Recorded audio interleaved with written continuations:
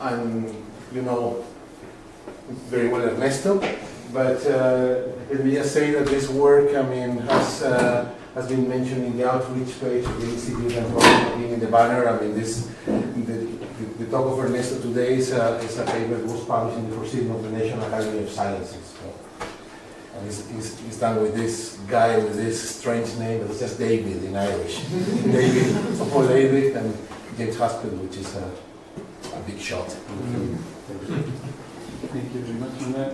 So, yeah, as Manuel said, what I will tell you today is some work that I have been doing in the last 2 or 3 years and has been published recently, and therefore I thought that it was a good chance now to tell it to you. So, as Manuel said, the work was done in collaboration with these two guys. I mean, David is an Irish postdoc, and he's working in the lab of James Haspel, which is located in the Rockefeller University. James Haspel is actually a biologist, or he does mainly experiments, and he does on the side a bit of theory, whereas David is also a physicist like myself, so a biophysicist. And so the work that I'll tell you today actually has a rather long history. So we began this with David like 3 years ago, and it was dormant for a while until David moved to James Haspel lab, and where with the help of James, this really got into a very nice work that I show you now. So let me begin with motivation. So probably all of you have heard that. So these classifications of the senses, so vision, smell, taste, touch, and hearing. Actually, touch is a bit tricky. I mean, there is not such a thing as touch. I mean, it's just a bag of very different sensory media, if you want. Anyway, all these senses, what they do is they get some information, some energy from the environment, and then they translate it into spikes, into electrical impulses that your brain can then process. But this conversion between the energy that you have outside and the spikes in your brain is typically done in some very particular cells called receptor cells, and they are different for the different senses. And probably most of you have heard about the rods and cones that we have in the eye. They essentially just translate photons into spikes. Yeah. And actually they have been studied quite a lot, even by the physicists, since a long time, so they are rather well known. The other senses are actually less known, and in particular hearing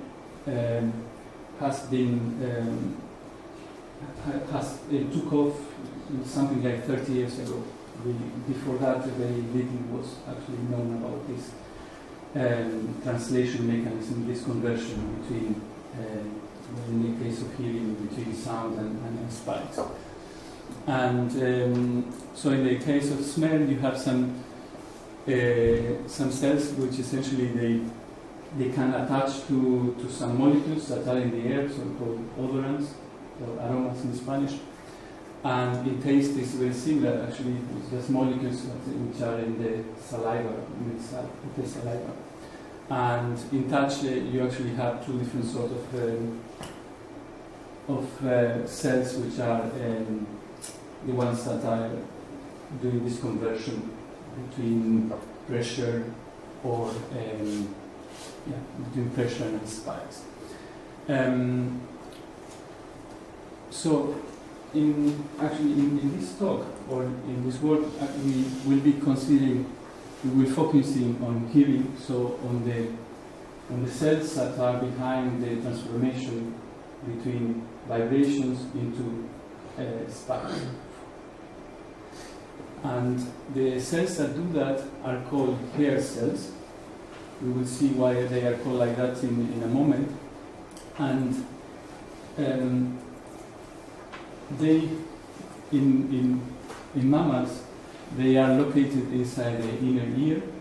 So this is essentially a sketch. In a while I will explain you in a bit more detail how all this works, but essentially you have sound entering the ear, then it goes through the auditory canal, goes to the tympanum, then it's mechanically translated to another membrane, which is on the entrance of a snail-shaped closed tube, the so-called cochlea.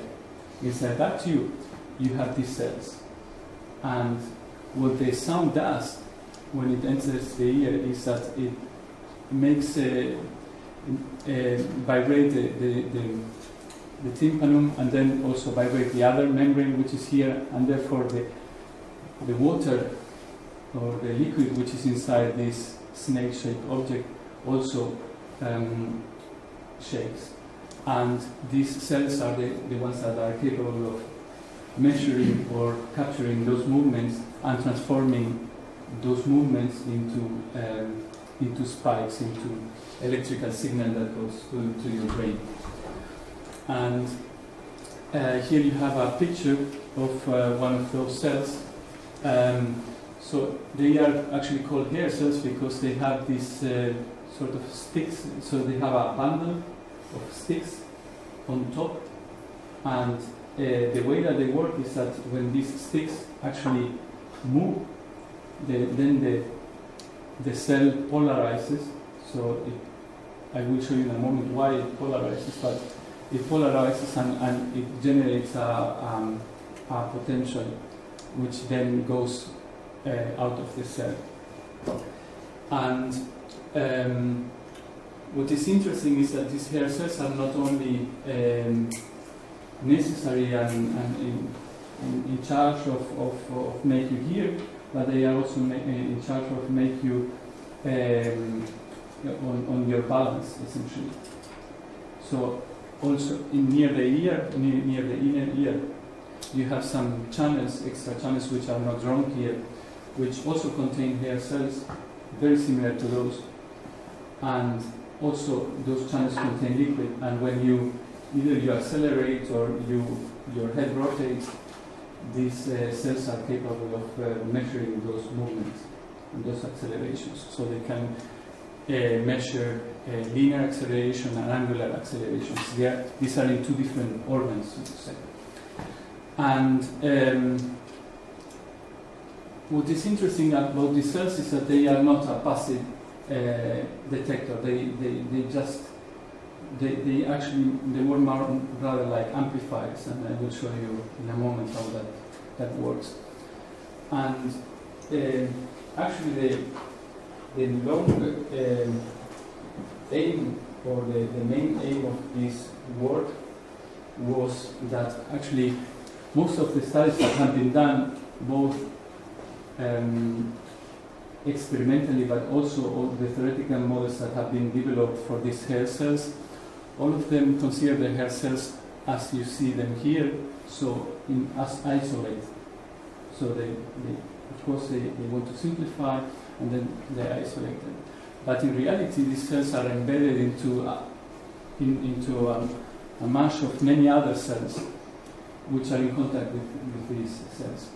So our aim then in this work was mainly to try to see what are the effects of this environment into the cell. So we try to go one step forward and consider the environment as well as the hair cells in our model. And so the outline of my talk is like this. So it's contained of, it will be two parts. The first part will be essentially equation-free. I will try to tell you a bit about the biology and the biophysics, but in cartoon terms of what is going on. And in the second part, I will pass to the modeling of the hair cells, and I will mention previous approaches and our approach, and also I will show you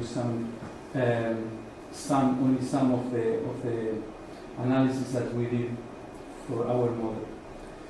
And I'll finish with a summary. So, to the first part. Here you have a better picture of what is going on. As I said before, the sound enters through the ear. Here you have the tympanum, and then you have three little bones actually, and these three little bones are attached to another membrane which you see here. Well, you don't see here, but it's there. And inside this snake-shaped object, you have, actually it's divided in two compartments, and in the middle you have a membrane which separates these two compartments. When this window here, or this membrane here, moves, essentially you generate a pressure difference between the two compartments, and the membrane, which is separating the both compartments, is actually flexible. Therefore, it displaces horizontally, vertically, sorry. And these are the movements that actually the hair cells are able to capture. This is a cut of the membrane, which is separating. Is a bit complicated, but what is important here is that these are the hair cells, and they are attached to another membrane here, and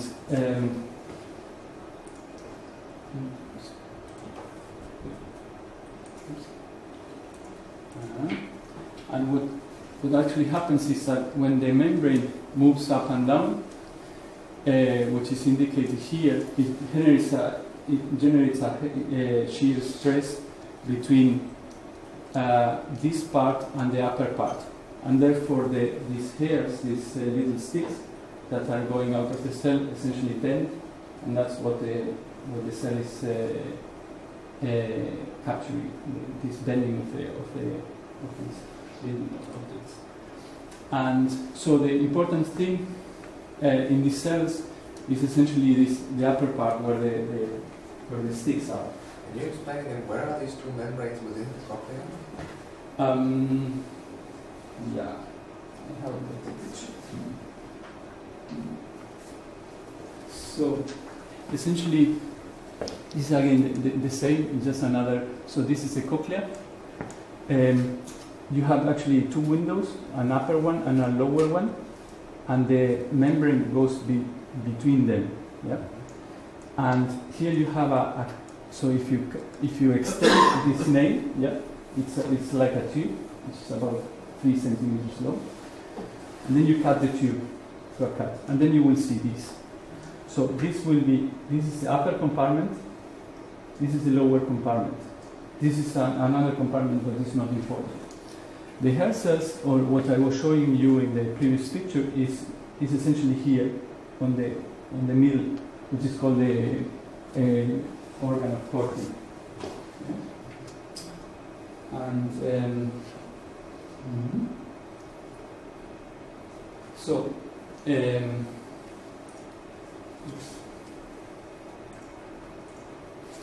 So here we have a better picture of these cells. So again, you see this. This is just a cut, yeah, and then you see quite nicely these sticks going up. And they actually form a bundle, yeah, and they are rather stiff. So if I push them like this, in say in that direction, they don't bend. What it bends is the base. So they essentially can imagine that they are like this, and when I bend them, you generate a shear between them, yeah, and they you don't see much here.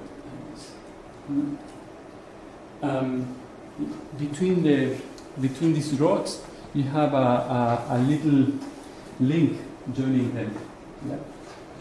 And this link, which is also shown here, as I said, when you shear this bundle, the link essentially gets tension, and it is so that this link is attached to to a door for ions, for calcium ions. So when you tension it, when you tension it as it's shown here, so here is displaced to the right, and then you see that this yellow thing actually is stretched, and you see here the little door, and it opens. And when it opens, in pairs? Like that? Sorry? Do they always come in pairs like that? pairs, what do you mean? You showed it here, it's a pair. Yeah, the structure is as these. Actually, they form. You can see actually here. Yeah, they form like a hypodermic needle. So they have like a transversal cut. So you have much shorter sticks here and much longer there, and then each of them is attached to the one which is behind it. So they are attached in pairs.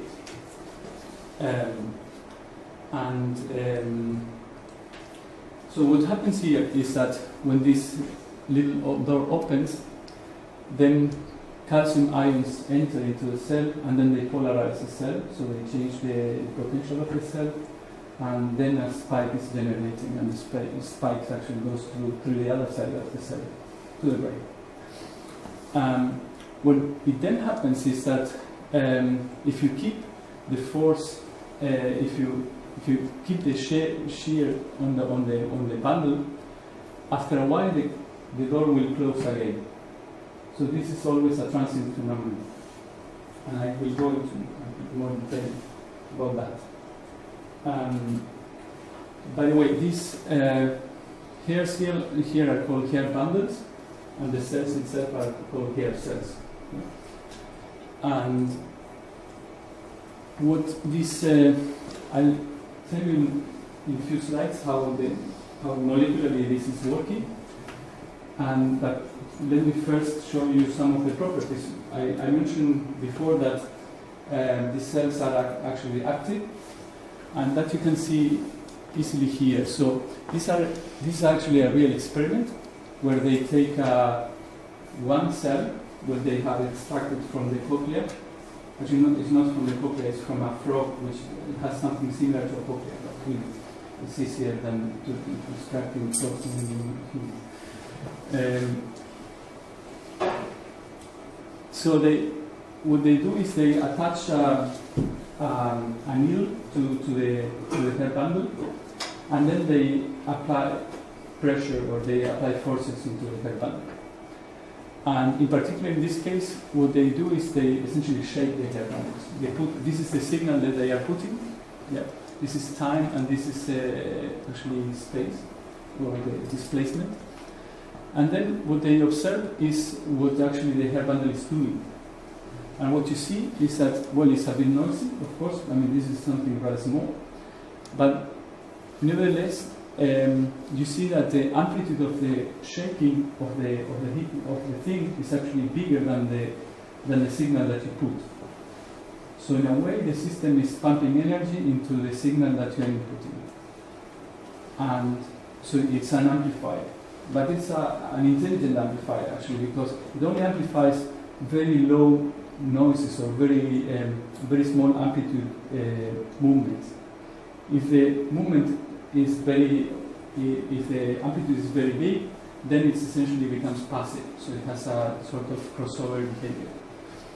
And a nice thing that you can do is you can actually measure the amplitude of these oscillations and divide by the amplitude of your input. So you get the sensitivity or the... Sorry, I don't understand yet the mechanical amplification. How are the units comparable? So I understand that certainly the stimulus is a mechanical movement, but against what is it being compared? They do this with some sort of control thing. Well, essentially, in easy terms, what you can do is you can kill your cell, so you just don't feed it, actually it will die after a while. In these experiments, they last for tens of minutes only. And if you do the same experiment with a dead cell, what you will observe is that the amplitude you're shaking is actually the amplitude of what you're measuring. Yeah. But if the cell is alive, interestingly, the amplitude with the same forces applied, the amplitude of the oscillation that you observe in the hair bundle is bigger than when the cell is dead. Yeah. Essentially, it's pumping energy into the system. Is that right? And essentially, if the cell is dead, as I said, then the amplitude of the hair bundle that you observe will be the same than the one that you are of the force that you are inputting. So essentially, if you do the ratio between these two amplitudes, you will get something that is near to 1. And indeed, that's what happens. And these cells have another interesting property. They only amplify oscillations which are in some certain frequency range. So they are tuned to some frequencies. So for instance, here you have this is a measurement of this sensitivity, and you see that here you have a broad peak which is centered around 7 Hz, and then essentially goes to 1 if you go apart. And along this cochlea that I was showing you before,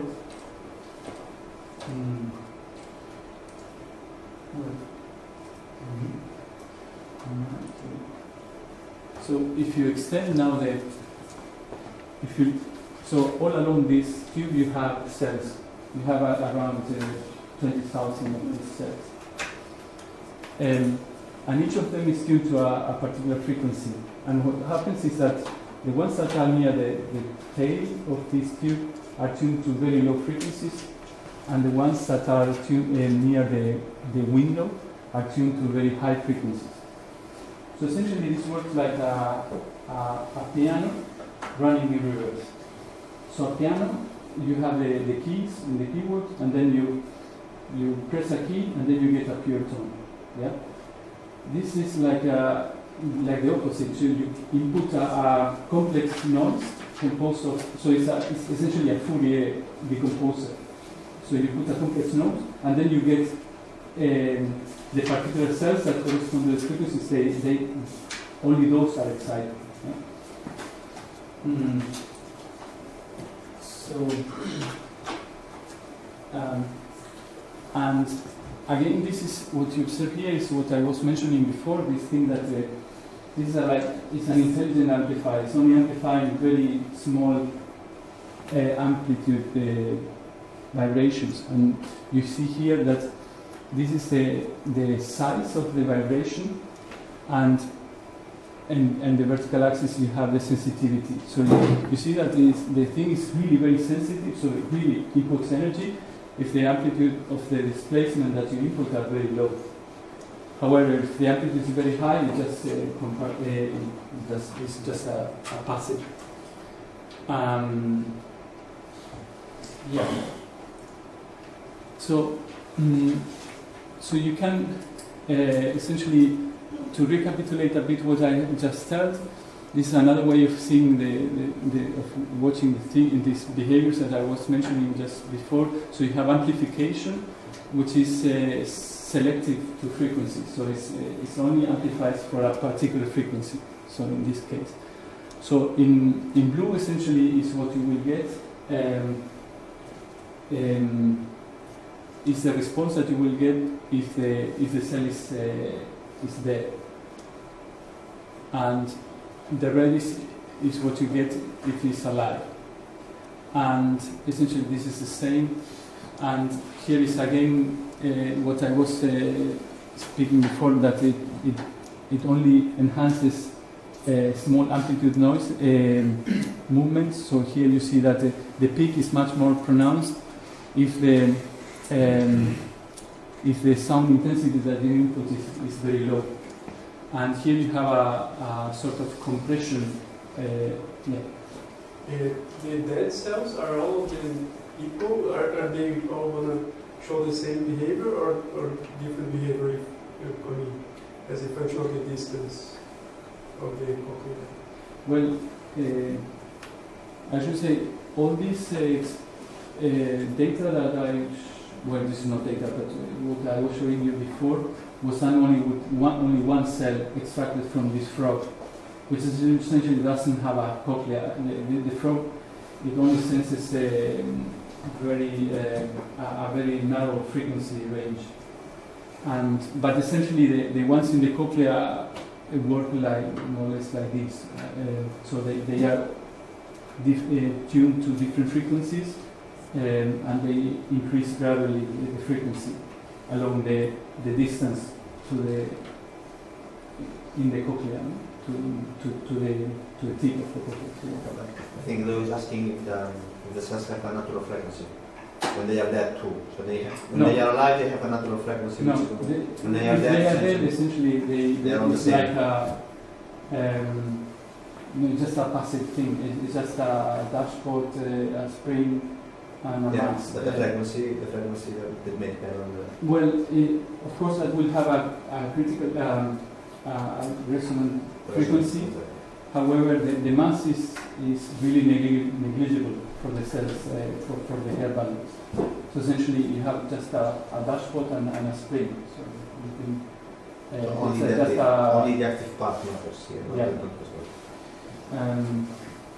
And another interesting property, which you will see in a moment, is also related to all of this that I'm telling you, is that if you put a microphone inside the ear, in some cases you will be able, a very sensitive one, you will be able to see that some of these cells are actually oscillating spontaneously.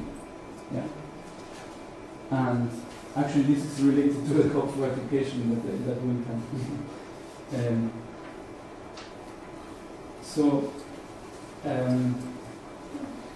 The active process essentially is based on two ingredients.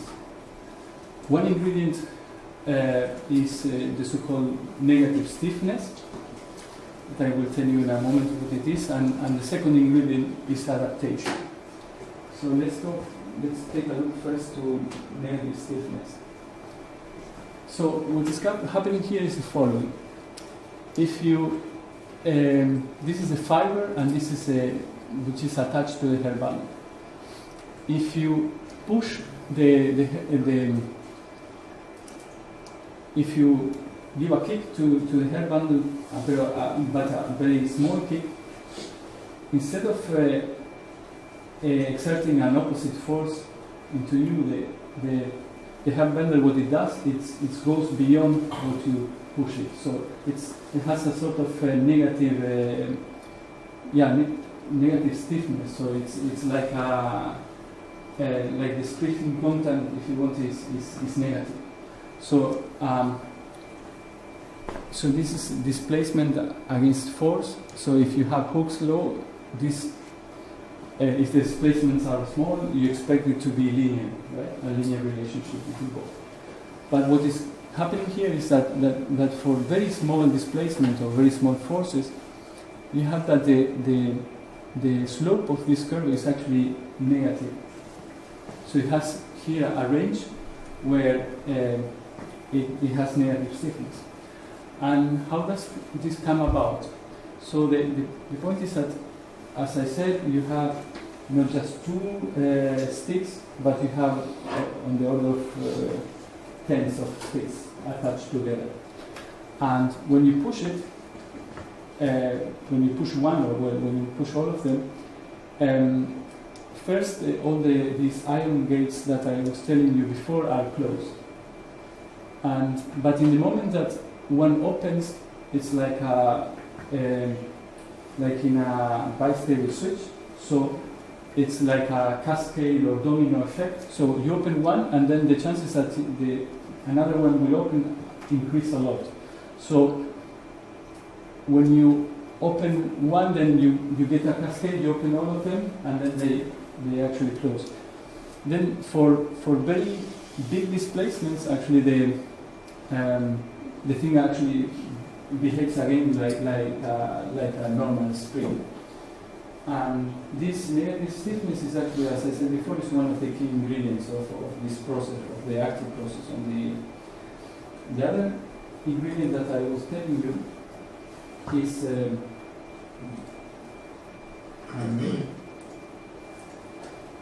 adaptation. So what this is? Suppose that you have these two sticks, like here, and then you exert you put a force, and then you place them. This link that I was telling you essentially elongates, and the door, it helps the little door to open. But what it does, the system, is that after a while, if you keep it displaced, it moves the position of this ion gate. So it moves it down, so that the spring, this little link here, relaxes again, and then the door closes again. And of course, this adaptation process, this relaxation process, it's much slower than the other time scales in the system. There is actually a bit of a controversy how this adaptation actually works, and there has been at least 3 different proposals of how this works. And this is very important for what follows, because each of the 3 proposals that have been put forward actually correspond to 3 different models. Yeah? And our aim here was to go beyond this controversy and try to extract the essence of the problem and present a model that actually is agnostic with respect to these 3 different options, and it will be actually much simpler than the ones that the models that result from each of these 3 options. So in the first possibility, what happens is here you have a sketch.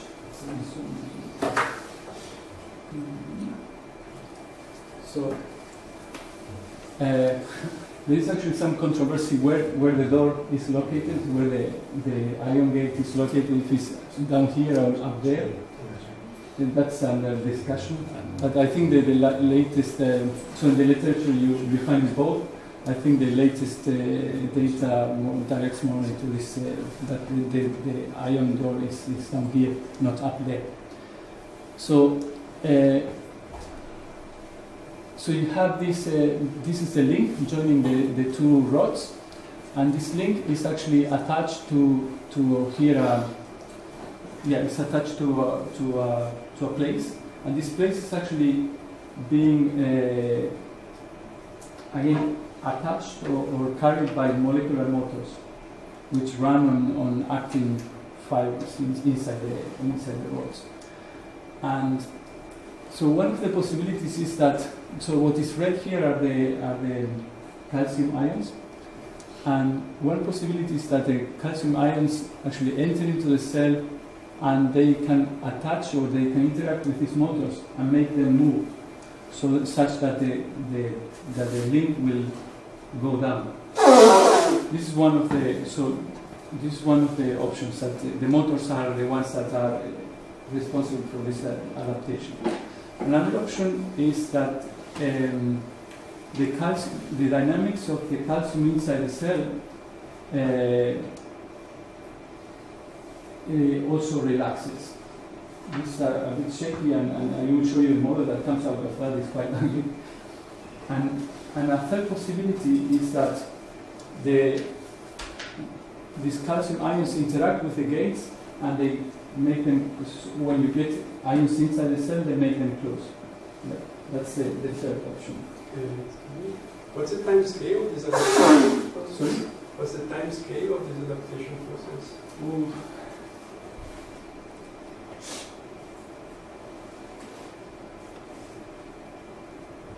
Good question. I would say, I mean, you have for sure cells which are capable which are sensitive to frequencies of the order of hundreds of kilohertz. Yeah. So we hear until 20 kilohertz, but other animals can hear until hundreds of kilohertz. But the time scale is related to this natural frequency, but it's not directly related. I actually don't know. Though I can look into the paper because we have put values into that, but I don't recall them. Okay, so I will say there are three possibilities. One was the molecular motor dynamics. The other one was the calcium inside the cell dynamics is responsible for the adaptation, and the other one is the channel dynamics. And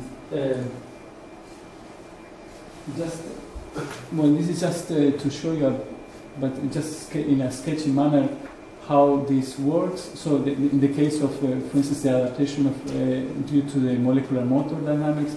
So here you have what you see here is the top of the link, and this is the iron gate, and these are the motors which can walk on these active filaments, and essentially you have depending if calcium is available or not, this can transit, this can do work or not.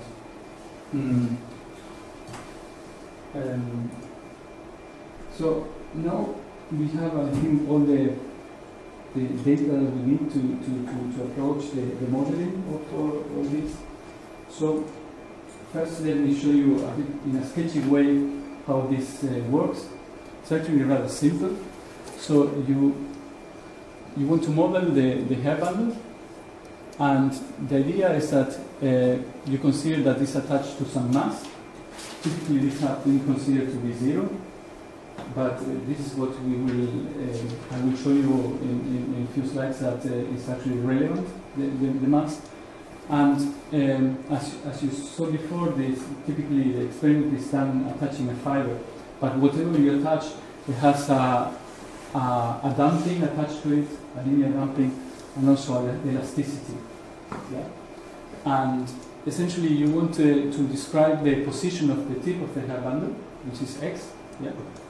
And so you have, since this is overdamped dynamics, if you don't consider the mass for a moment, so you have this is the damping part. Then this is just a normal spring part. It just comes from the elasticity of the hair bundles itself, but not of the active process. Then you have something which comes from the active process, and then typically, the experiments that people do with this system, they just they import forces, either the step force like or the oscillatory force, whatever. So this is the capital F, an external force added to the system. So essentially, this K here is the total linear stiffness, as I said. This gamma is the total damping of the system, and this G here is a force due to the that is applied by the bundles itself, which is the mischievous part, and F. So everything is very simple except for this, and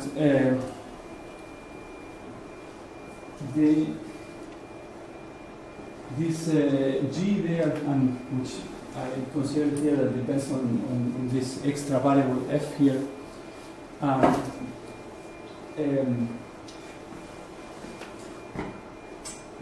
The G depends on the position in a funny way. It depends on the actual position of the hair bundle, but also depends on the history of the hair bundle. And you will see that this will become, I guess, clearer when I show you a bit how the models that have been constructed so far actually work. So, as I said before, the models that have been constructed so far are either based on one of these three different options, which is still not clear which of them is true, and they are also too detailed, as you will see in a moment, in order to do exhaustive exploration. So we felt that a simpler model, which was as I said before, agnostic regarding these three options was needed. But before going to our model, let me show you, just in a sketchy manner, how the other models look like. So this is a model by Frank Jülicher and co-workers, which is based on the molecular motor idea. It's rather simple in comparison to the other one. So you have this first equation is essentially what I had before, and here you have a P0 is the probability that the gate opens, or of the gate being open. And this XA is essentially the position of the tip of the link, of the anchorage of the link that I said that it could move because of the molecular motors. And of course that thing can move, so therefore you have an equation for that, and then you have an equation, an algebraic equation for the probability, which depends on the tension on the link. And so I'll show you in a moment what this model looks like, but then we pass to the other one, the one based on the dynamics of the calcium inside the cell. This is much earlier, although the first equation is very similar. So here are probabilities. These are probabilities of for the gates being in different states, and you have extra added to it. You have an equation for this is the concentration of calcium inside the cell, and this was presented by André Bifan and Tom Duke in 2003. And the third model is in Aguirre, which is one based on the channel dynamics and the interaction between calcium and the channel.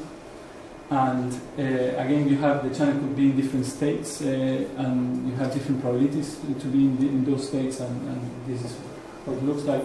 This is the oldest model that exists and was put forward by Jim Haspert and Marcelo Mañasco and Joel. And but now we need to think Hans. If you actually integrate this, or you do an exhaustive bifurcation analysis of these models, you see that actually they, although in detail they differ, the behavior that you observe is essentially the same. So it's always topologically equivalent. So what I'm showing here is the sort of experiments that you could do in the lab. So in the lab, you can exert an external force with this needle to the hair bundle. That's what is in the vertical axis, and the horizontal axis is you can change the elasticity of the needle. That is more difficult to do, but you could do. Of course, you could change also the other passive variable that we had, which was the damping, but that will be much more difficult. So we consider that the damping, so for this I consider damping to be constant, and then I change these two parameters. And then what you observe is the following. You observe a balloon-like shape here, where inside here, so what is red here, the system actually oscillates spontaneously. And this, and where it's white, it does not oscillate, so it's quiescent. And this thick red line, or the red line, is essentially a Hopf fluctuation, which leads to these oscillations. And if you actually decrease too much the elasticity of the needle, the system will become bistable, and that's what is shown here in blue. And the bistability, of course, is born from sound amplification. But what is interesting here, so here is that essentially all of them look topologically equivalent. So these are actually two bounding points, these are two Takacs-Bogdanov points. The bounding points differ a bit where they are, but essentially topologically it's the same. So based on that idea that essentially these models are actually very similar, we wanted to go one step backward and try to go to the basics of the problem, which is that you have negative stiffness and you have adaptation. So why not building a model which is the simplest model, which contains these two ingredients. And so the thing is the same than before. You have this equation for the position of the tip of the bundle, and then you have the second variable that we took is the active force that the hair bundle exerts on the needle. That's this little f, and which essentially relaxes. So you have minus f here, but if you displace the bundle, you essentially generate an active force that's in the opposite direction. And so this actually is the equation is linear. And this part here, in here, so this is essentially the adaptation part. And in here we put the nonlinear stiffness that we had before. And essentially it's essentially a cubic, as you saw before. So we are assuming that this shape here is a cubic.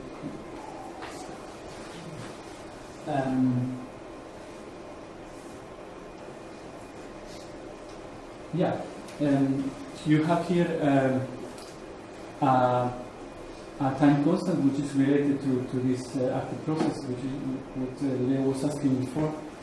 However, I mean, of course, here I put a number that is so far is not matched to the experiment, so I couldn't tell you which a reasonable value for tau.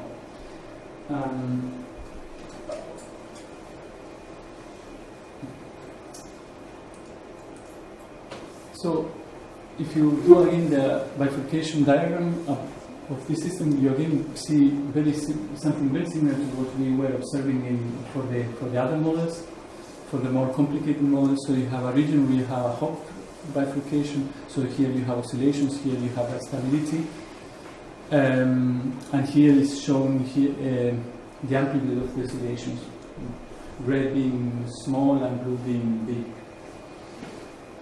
Actually, this is in detail. This is rather interesting, and I will go into that in a second. But before, maybe we shall just show you where this model enters. I mean, how does it compare with the other ones? So this is ours, and these are the others. So essentially, at least topologically, it's the same. So in a qualitative manner, I think we can really say things about the system. Although the model that we have is rather simple. Sorry, could you remind me what's the difference between the red and the blue region? Because the white is no oscillation. I'll come into that. So essentially, this is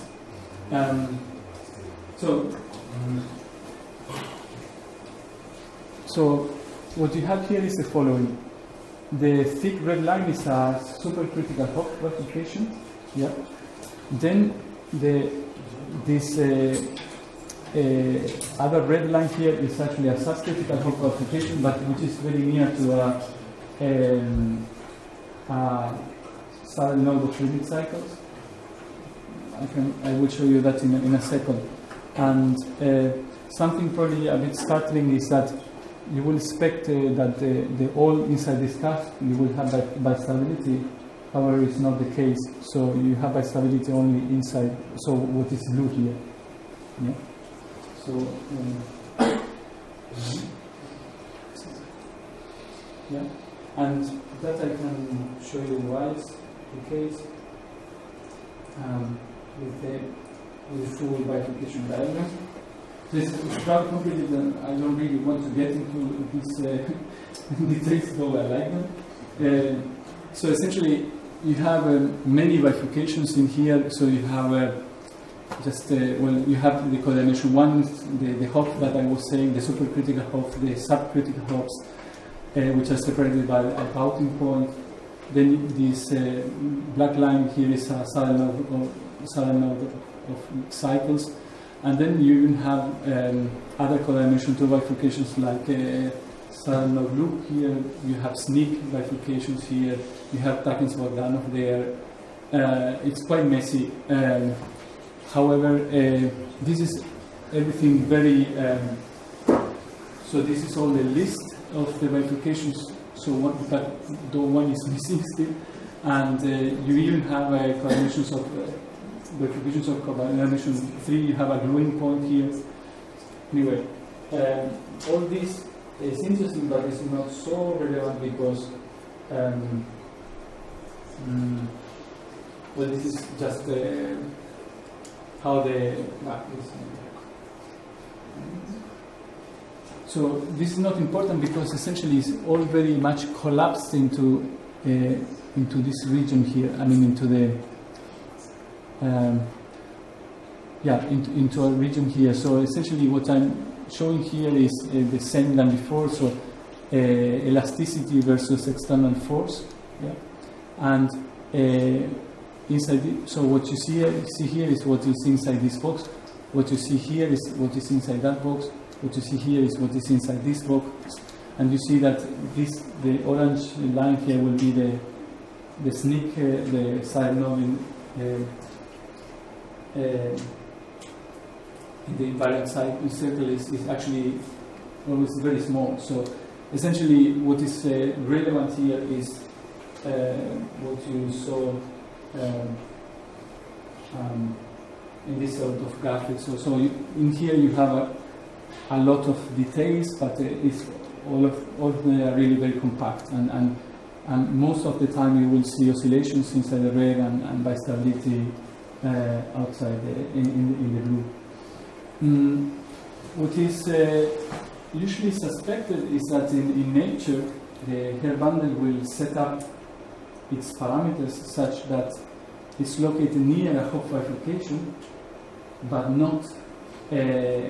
So it's just very near the Hopf bifurcation, because when that's the case, then you have this sort of amplification that I was mentioning in the beginning, and this has been shown already 10 years ago or more that that's the case.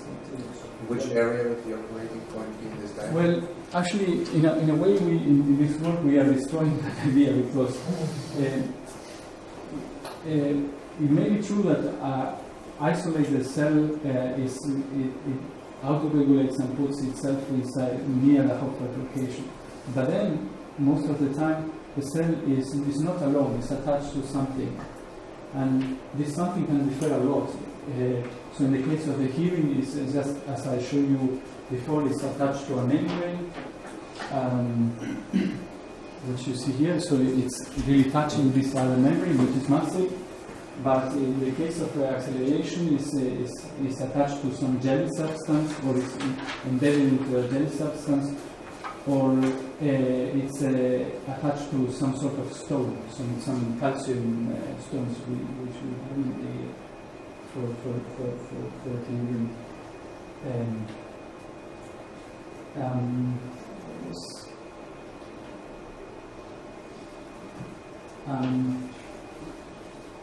So, what in the remaining of the talk, what I want to do is actually use a bit more. I mean, I've explored exhaustively this model, and it has this all these verifications that I was showing you. But however, you actually want something more down to earth, and something that you can say about an experiment. And we actually focus on the environment, and by environment we mean that, as I was telling you just before, the hair bundle is always attached to something, and most of the time it's attached to something, and this something will have mass, so we'll have inertia, and we'll have a damping, gamma, and we'll have a elasticity, K. So you can extend easily the model to include the mass in this way, and now with this model you can actually explore what happens. What happens if I increase the mass? What happens if I increase the damping? What happens if the elasticity is something that I'm controlling anyway in these graphs that I was showing? And but moreover, the typical sort of studies that people do, and it's what I was showing you in the introduction, is that they will shake the hair bundle with different frequencies and see what's the response of the hair bundle. And just to show you a bit sketchy way what happens. So this is again the bifurcation diagram. Just for a moment, forget about the green and the orange lines here. And imagine that you impose, so you have no force applied to the hair bundle, and then suddenly you impose a force for a while, the blue line, and then you take it away. And actually, this is what is shown here is what happens for different positions in this parameter space. So if you are very near to the Hopf bifurcation, so when you apply a step function, the system does something it oscillates, it rings for a while, and then it goes to a new equilibrium. And however, if you are very far from the Hopf bifurcation, essentially you will have a overdamp movement of the hair band. And you can also, and all this sort of harmonic analysis, actually you can do all of that analytically with the model, because it's rather simple. So you have cubics and everything very nice behaved. So you can do most of the stuff analytically, but I won't bother you showing you the formulas. But for instance, this is just to illustrate is what happens when you shake the hair bundle with a given frequency, omega. Yeah, and you see that if you are near the Hopf bifurcation here, you have a really tuned curve. Yeah? As you sweep through the frequencies, the response is really goes up for a value near the Hopf frequency actually. And as you go away from the Hopf bifurcation, this thing really broadens. And also, this is actually known since quite some time that if you for the resonance frequency, you measure the response as a function of the amplitude of the signal that you are inputting. You get this sort of power law here with an exponent of minus 2/3. Which this has been actually seen experimentally as well. I mean, this is just repeating what the people, I mean, all these three models that I was showing you before actually do reproduce these. I mean, actually they are very similar dynamically to our model. Ours is much simpler.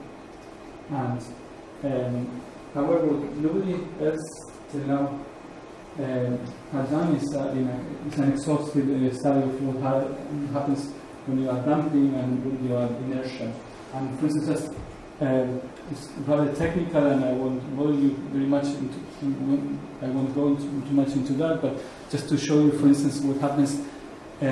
So red is when it's the control experiment, if you want, and blue is when I add on damping to it. So essentially, what's happening is that when you are dampening, for this case, is that the damping decreases the area where the system can oscillate spontaneously. However, if you add inertia, you get the opposite effect. Yeah? So you see that the blue, so the region where it oscillates becomes much bigger. The bistability is not. It doesn't care about neither the damping nor the inertia, because it's essentially related to the negative stiffness that we are using. So, with this, I'm near the end. I'd like to end the talk with a short summary. So, what we have done is to propose a minimal model for the dynamics of these hair bundles, and we compare it we did an extensive comparison with the previous models and show that they are dynamically equivalent, and also show that it really captures what has been observed experimentally from cells, and essentially what we have done is to use this model, this minimal model that we have, to explore what happens when you insert the hair cell into the environment and not taking it alone as usually is done in this sort of studies. Yeah, that's it. Thank you very much.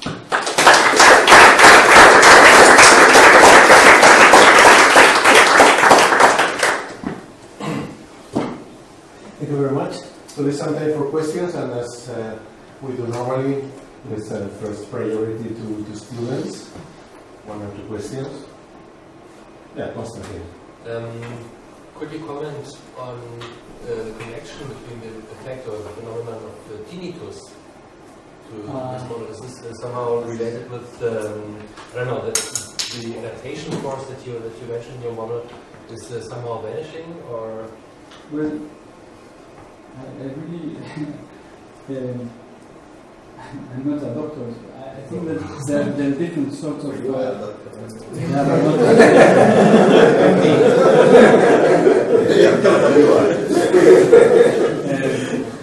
I think that I heard, but I'm not really sure about this. That there are different sorts of tinnitus. Some real tinnitus, as the one that I was showing you in the image. But if you put a microphone, you will really measure. Actually, there is the case, a famous case of a dog that had such a bad tinnitus that you could hear the sound of, coming from the ear even meters away of the dog. So, in some cases, the tinnitus is real, and in other cases, it may be up to. I mean, That's real too. That's real too. Well, yeah, but it's not physical. Yeah. So the signal, I mean, after going out of this receptor cell, goes through different stages until it reaches the cortex at the end. It goes through different processing, and there is a point where you mix both signals from both ears, and so there are many. Yeah. As far as I know, this is not the only reason why you could have tinnitus. One more for students? No? Okay. I would be interested in the nature of this link between the different rods in the hair cells. What kind of link is that? So These links that you showed in the model that connects the two rods and opens the door and such. What nature is?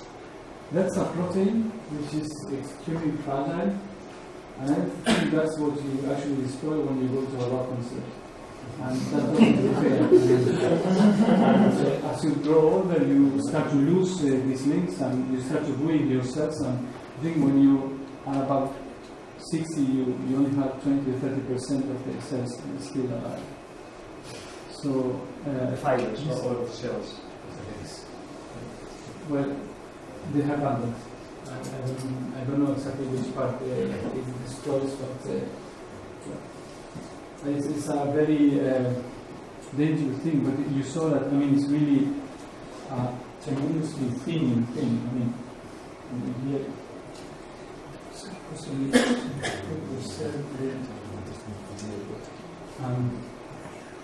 Well, here, I mean, in the laptop you can see the link. Actually, it's something really very, very thin, and it's some sort of elastic protein which is there.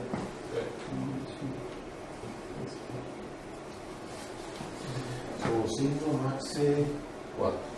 Priority to younger scientists. I'm sorry. Okay. I don't know if you did it in the paper or not, but so now they have 4 models. So how you could discriminate which one is the most close or which one is the correct picture? Well, I mean, I don't think that this. I mean, I think that now the ball is in the side of the biologists. They should just. I mean, I don't think that with a model you can really discover much of the mechanisms because all of them seem to work. No, but I mean, if you look at the bifurcation diagram, since all them the same characteristics. Yeah. So, which else you could do to help the biologists? Buy them a bigger microscope.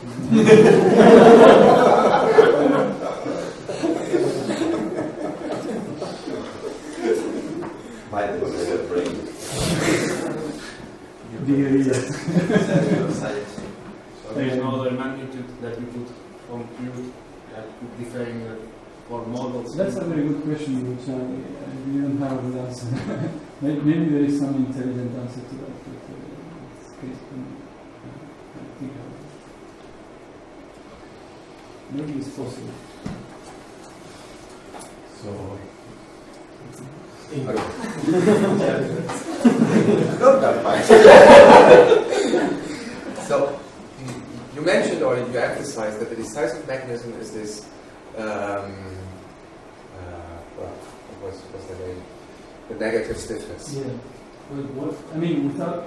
And the negative stiffness certainly being the origin that you can have some oscillations. That's no. sure.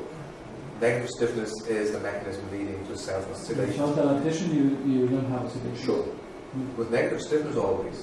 It's just the characteristics of the topology of the curve. No, you need. I mean, but then the decisive question that I understood from this is that it's not clear where actually the system is operating. So you showed different examples of operating points and how the characteristic would look like. What I don't understand is all these things can be measured. Why is it not known? Because what you showed actually in the beginning, you showed experiments where you show how, for example, the amplification is measured. You can measure the negative stiffness, you can measure the damping. Why is it not known where in this topological figure actually the hair cells are operating? Again, it could be that the cell is for sure operating in some region, but whenever you connect it to what is attached to, it will just shift the operating point to some other place. That's the message of our. I mean, therefore, it could still be that there is some sort of self-control mechanism in the system that when you attach to something, then it will change the parameters of the system such that it again is near a Hopf application. But in your topology, for example, these effects is accounted for. So if you, at least in the equilibrium state, you would be at a certain resting point which is defined. Where is that? In the experiment. Well, in a real cell. I haven't done that, but I know that other people has looked into that. So in particular, here and coworkers. So for this model has been done, and I can tell you they supposedly the system was inside here, very near to the part where it goes into vestibular. So you would have small self-oscillation. The point is the following: that the comparison is done with these cells which come from a frog, and what they do is they rip off the ear of the frog, they extract one cell, and it was a very difficult task to prepare the environment such that the cell is still alive and doesn't die immediately. Many of the studies that were done in the past, in the 50s, there's even a Nobel Prize for medicine called from Bekesi, a Hungarian guy, that he measured all mechanical properties of the ear, but he was doing that with cadavers, and then he got all the picture wrong. Well, not all wrong, but he got all passive, and it's only recently that it has been recognized that the active part is fundamental here, and that experimentally is a huge task, and therefore one thing is what is really going on inside the ear, but the other thing is when you extract that cell and you put it in a medium where this thing is still alive, but for sure you're changing the parameters of that. So even if you measure the parameters there which have been measured, you cannot really say very much about what is actually going on in the reality inside the animal. Maxi.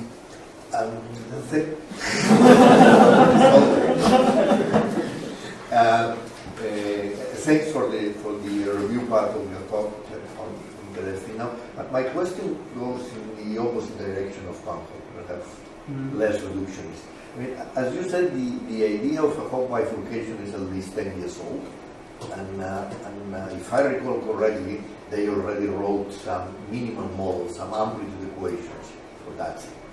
Then, what it is not very clear, or I didn't get very clear, what is the new important contribution? Because at the end, what you said, well, there is damping, and this damps the oscillations, okay, and there is mass, and that amplifies oscillation. This okay. is just a cartoon of, essentially I show you only 2 figures of 20 of the paper. Yeah. The point is No, that but there's not an easy message, it depends a lot, but we have Yeah, no, but so the question is, what is the important new contribution, and if it is in terms of this parameter, how would that appear in an amplitude equation description? It is just changing a parameter of an amplitude equation description of the Hopf bifurcation? Because at the end, that's what it is important, that there is a Hopf bifurcation. Well, the thing about the Hopf bifurcation, I think, is a rather controversial idea, even today. There is some sector of the biologists which accept that and others which don't accept that. But you do. But you do. Well, it's a caveat. I mean, it's for sure it's a nonlinear system, and as I show you, it's based on two in this negative stiffness and in adaptation.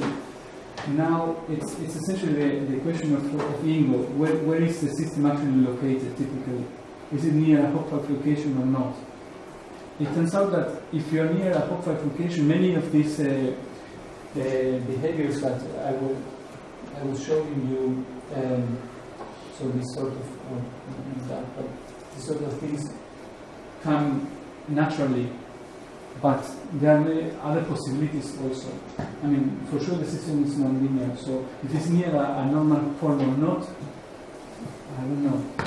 Of course I can derive the normal form of the model, but well, in the region where I have a supercritical Hopf, which is not that big, and most of the time you have some sort of global application going on and things like that, so yeah, I cannot really do much. But was that your question? No, the question is, I mean, I'm not sure I understood what is the important new contribution. Having a simplified model, well, you had already an amplitude equation. That the importance of Hopf bifurcation, you already had it. So it is just this idea of what is the effect of damping and inertia? No, I mean, a normal form is not a model.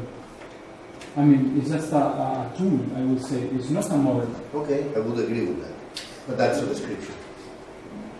Well, but I mean, this is biology. Things are more complicated. I mean, things are not typically near a phase transition or near a critical point. I mean, they may be in some cases, but most of the time maybe not. So you need. So I think the task here is to devise a model which is simple enough so that you can do interesting stuff on it, and at the same time realistic, and that can really match one-to-one to the experiments, or where you can have some hope of matching to experiments. Depends what type of detailed experiment you want to describe, right? Well, I mean, I didn't see that with your simplified model you were trying to describe the very specific data, but just to give a general understanding of the the behavior. point is that regarding what happens if you have a mass attached to it, or you vary the damping and things like that, there's some scattered data in the literature, and we actually see that what has been observed is actually consistent with our picture. However, the idea that we have now, or that Jim has now, is really to devise experiments and really do this more in a more systematic way. So if you want Okay, but then if you go in this direction, the question of Malcolm has perfect sense. I was trying to go not in really, the other because direction. I'm avoiding the controversy. I mean, just say, okay, I'm using two facts that are well known, and I'm not really saying which molecular mechanism is responsible for that. So I'm in a way going around the problem. And I show that doing that, you still can be quantitative and still get predictive things. The other three models are particular cases of your model? No, not at all. No. In a way, maybe doing some sort of adiabatic elimination, you can actually end up in my model coming from those other models. That you can actually, yeah. At least with one of the motor dynamics, you can. But Doing some sort of. But then it is a particular case. In a given parameter range of time scales, that's so that you can make an adiabatic elimination.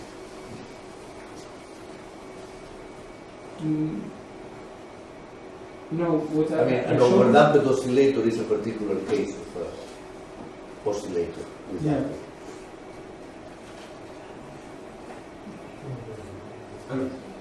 May I say something? Yeah. If all models have the same bifurcation diagram or the same phase diagram,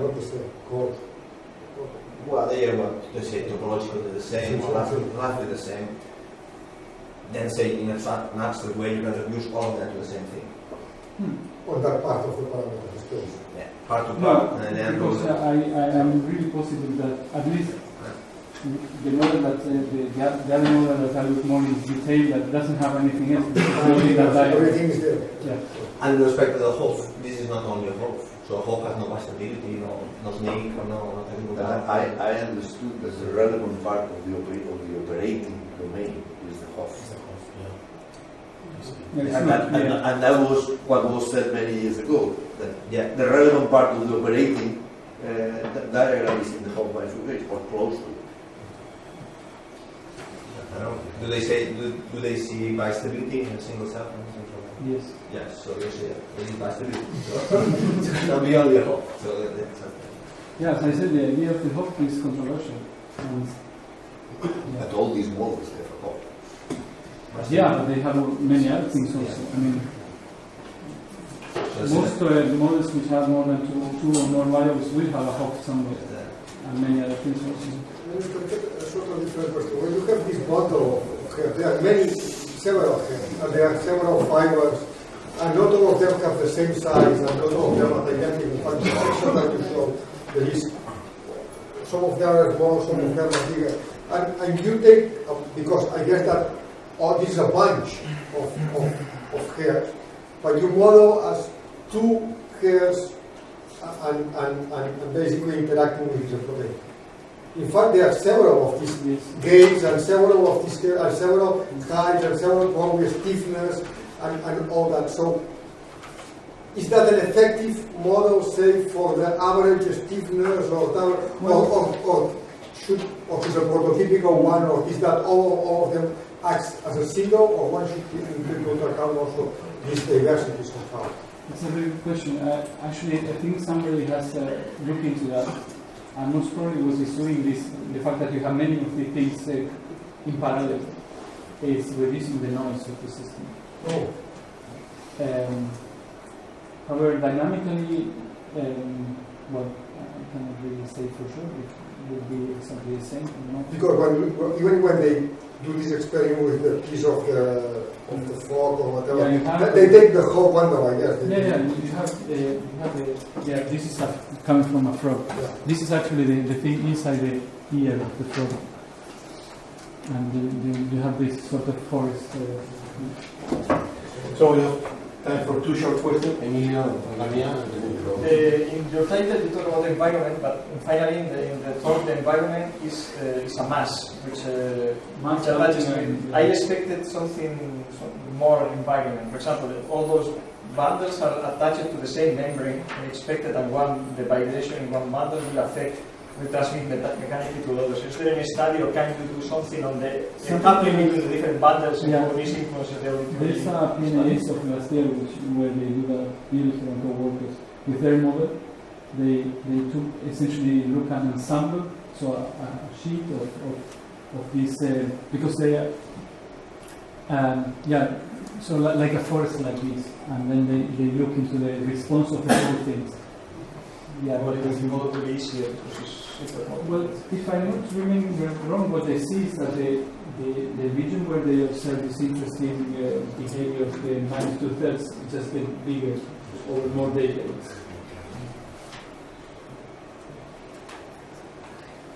Yeah. I seem to recall, maybe wrong, I seem to recall that the head cells were actually shaken by fluid. Or, Yes. when you say that you attach to membrane, so is that two different things? Yeah, you have two sorts of hair cells in mammals. You have the outer ones, which you have 3 rows, and then you have the inner hair cell with only one. And these ones are really attached to this jelly thing on the top, but this one is not. But it's like in a cavity, so it's still affected by fluid movements of the fluid. Okay, let's